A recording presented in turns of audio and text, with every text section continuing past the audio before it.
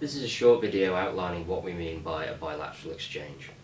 To recap, a bilateral exchange is an exchange undertaken between University of Chester and each one of our partnership institutions under what is known as a partnership agreement. For each student that we send out, we basically receive a student from our partner institutions in return. Okay, so in terms of how to apply, first of all you should read all the information contained on our website. On here you will also find a very useful blog post by one of our former students, Lucy, detailing her first-hand experiences of the exchange application process. This will be an invaluable tool for you to actually see where the difficulties arise and what the most common challenges and obstacles to overcome are.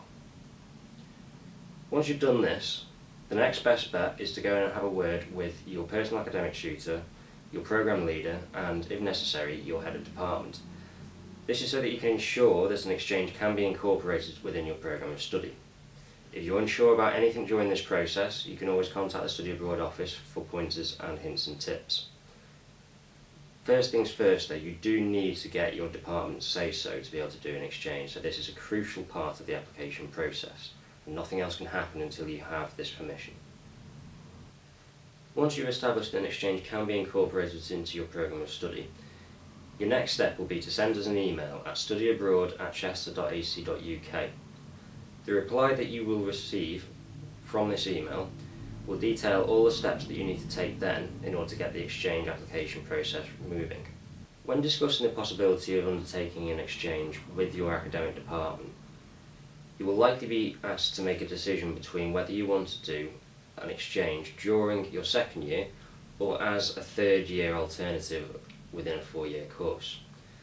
The two modules that we use in order to differentiate between these two processes are WB 5007, which is the International Exchange module for a full academic year, and then there's WB 5008, the Study Abroad Experience. These are both 120 credit modules that incorporate a full academic year of study within one module. For more information on how to make a decision between these two modules, you should have a look at the video entitled WB 5007 versus WB 5008. This should answer most of your questions on which route to take. Okay, so once you've actually made an application and you've decided you want to go ahead and apply to study abroad for a year, the next thing you will be needing to consider is how much is all this going to cost and how are you going to pay for it?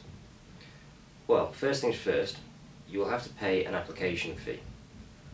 This fee changes every year, so if you're looking for more information on what this exact figure will be, then get in touch and we can let you know based on what year you're looking to apply.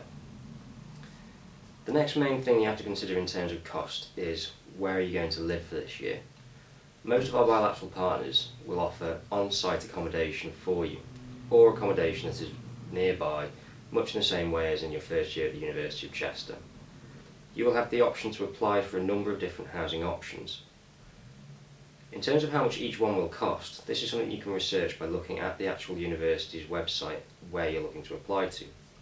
They will have an itemised breakdown of each year's costs, and this will include, for those of you who opt for it, costs on catering as well.